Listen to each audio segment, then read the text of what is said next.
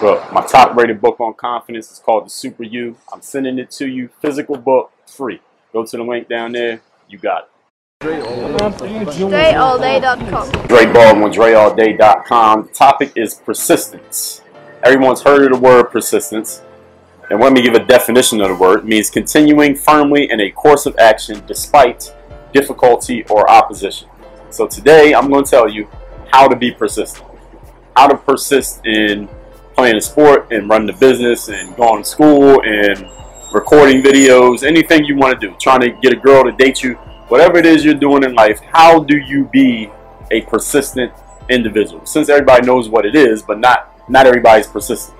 Not everybody is disciplined enough to stay persistent. That's what I'm going to tell you how to do here in this video. Number one, you got to choose a worthy cause. It's hard to be persistent when you're doing something you don't really want to do. And when I say worthy cause, that's relative. What's worthy to me may not be worthy to you. To me, it might be a worthy cause to go to the gym every day because I want to get in great shape. To you, it might be a more worthy cause. You might not care about the gym. It may be a more worthy cause for you to, I don't know, sing songs in the studio every day because you want to make a hit record and you want to become a famous recording artist. So what's worthy to one person may not be worthy to the next. So you need to decide what is a worthy cause for me, not me, but actually you, to persist at. What are you willing to keep going at even when it's not fun, even when you're not getting the results, even when you got these long days, which I talked about a few days ago on video? What is the worthy cause that you're willing to fight through even when things get tough for you? You got to figure out what that is. Point number two, identify an enemy. Identify something you can push against. Now, an enemy doesn't have to be another person, doesn't have to make you angry or cause negative energy. An enemy is, what is the thing that I want to stay away from, the thing that I'm really against, the thing that I just do not want to happen.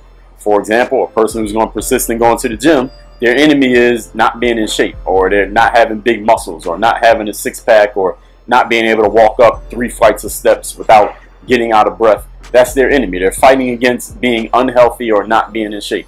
The person who wants to be famous, they're fighting against anonymity, or not being known, or not having fans, or not getting their voice out there, or not recording the songs that they want to record. What is the enemy that you're fighting against? When you can identify an enemy, this is important because it gives you something to push against. And we all know how energy works. It's polarity, right? You got the positive and the negative side of any piece of energy, any magnet, any battery. So when you have that enemy to fight against, even on those tough days, you remember who your enemy is. Now you got something to push against. So you're not just out there like, here we go again, got to do this again.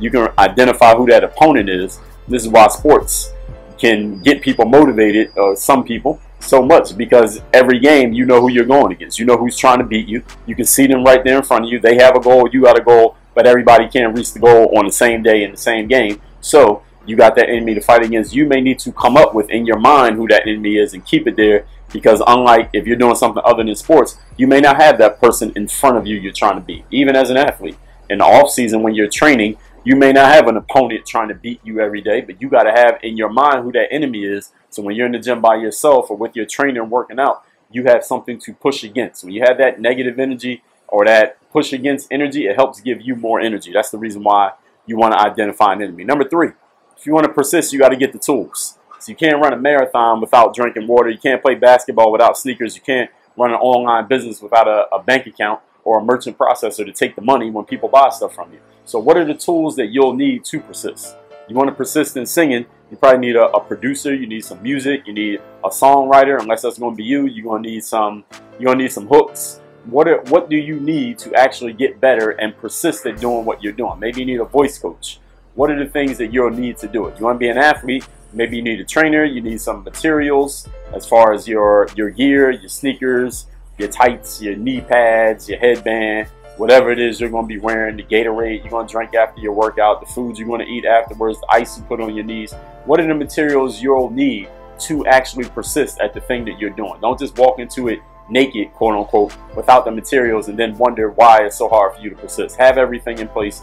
And that's because when you choose a worthy goal, you'll know what needs to be in place in order for you to do it. Number four, your mental tools. There was a story of this guy who got caught.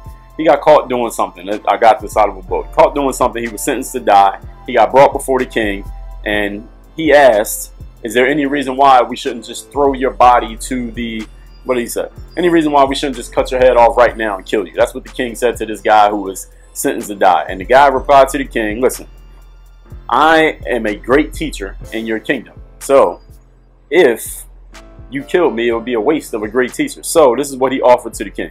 He said, I can teach your horse to sing if you give me a year to work on it. Give me a year to work with your horse. I'll teach him to sing. And if I don't teach him to sing, you can just kill me. And the king was amused by this and said, teaching a horse to sing, that's ridiculous. But okay, I'll give you a year, teach the horse to sing. If you don't, then we'll cut your head off a year from now. So one of his friends said, that was a really stupid thing to do. Why did you even do that? And this is what the guy said back to him.